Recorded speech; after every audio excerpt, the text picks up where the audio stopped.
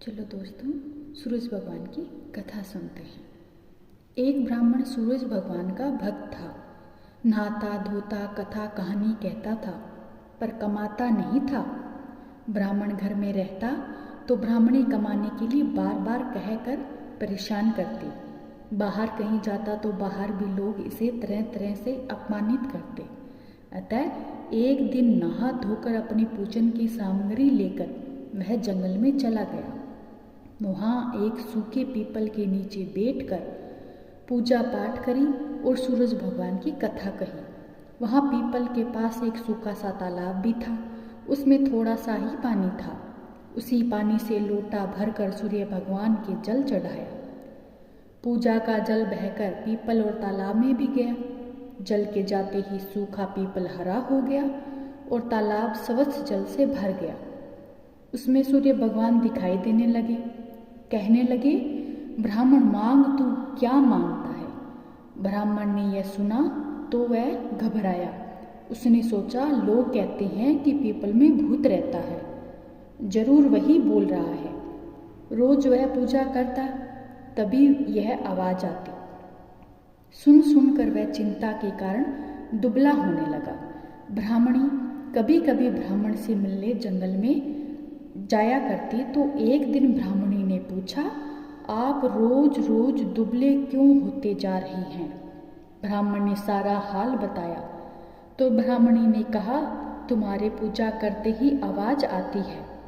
इससे तो यह लगता है कि वे सूरज भगवान हैं। इस बार जब आवाज आवे तो सब कुछ मांग लेना। ब्राह्मण ने कहा, कैसे मांगूं? ज़्यादा कुछ कहना होगा तो मैं भूल ही जाऊंगा।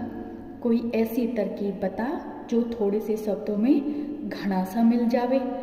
ब्राह्मणी ने कहा, तुम इस प्रकार कहना, 9 खंडे महल के अंदर सोने के पालने में पड़पोते को दास दासियों द्वारा खिलाते अपनी आँखों से देखो। इस प्रकार लंबी उम्र, आँखें, महल, बेटे पोते पड़पोते और धन सब चीज मिल जाएगी।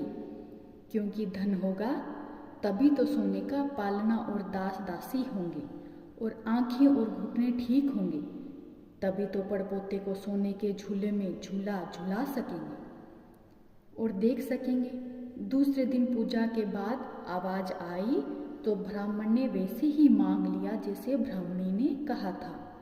सूरज भगवान ने कहा, दिखने में तो भोला लगता था, पर एक ही बार में सब कुछ मांग लिया है। सूरज भगवान ने कहा, जा तेरे इतना ही हो जाएगा। ब्राह्मण जंगल से घर आया तो देखता है कि टूटी सी झोंपड़ी की जगह 9 खंडा महल खड़ा था। दास दासी आ जा रहे थे। ब्राह्मण ने एक दासी को रोककर पूछा, अरे मेरी टूटी सी झोंपड़ी और बूढ़ी सी ब्राह्मणी थी, वह कहाँ गई?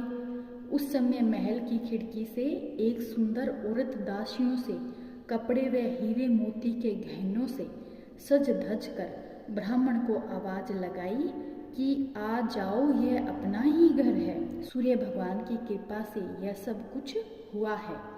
ब्राह्मण ने कहा, हम इतने धन का क्या करेंगे? ब्राह्मणी ने कहा, धन से क्या नहीं होता, दान पुण्य यज्ञ होम करेंगे। पीछे सबको जिमाया, पान देकर न्योता दिया, फूल देकर बुलाया, सब ब्राह्मणों को जिमा कर सोने का 1 टका दक्षिणा में दिया। सब लोग राजा के बदले ब्राह्मण की जय बोलने लगे। चुगलखोरों ने जाकर राजा से चुगली कर दी। राजा जी, आपके बदले लोग ब्राह्मण की जय बोल रहे हैं। राजा ने ब्राह्मण को बुलाया और पूछा, कल तो तेरे खाने को भी घाटा था और आज इतना धन हो गया कि लोग मेरे को भूलकर तेरी जय जय बोल रहे हैं। बता, कैसे हुआ इतना धन, कहाँ से चोरी कर लाया? ब्राह्मण ने कहा, मुझे तो सूर्य भगवान टूटे हैं। राजा ने कहा, मेरे पुत्र नहीं हैं, सो मुझे क्या करना चाहिए? ब्राह्मण ने राजा को सूर्य भगवान की पूजा की विधि बताई। राजा ने वैसा ही किया तो उसके पुत्र हो गया। सब लोग सूर्य भगवान की जय बोलने लगे। हे सूर्य भगवान, जैसी ब्राह्मण की और राजा की मनसा पूरी करी वैसी सबकी करना। कहानी कहने वाले और हुंकार देने वाले सबकी मनसा पूरी करना। बहू 7 वारों में से किसी भी वार का व्रत करें तो कथा कहें तो गणेश जी की कथा कहनी चाहिए। जय श्री राम।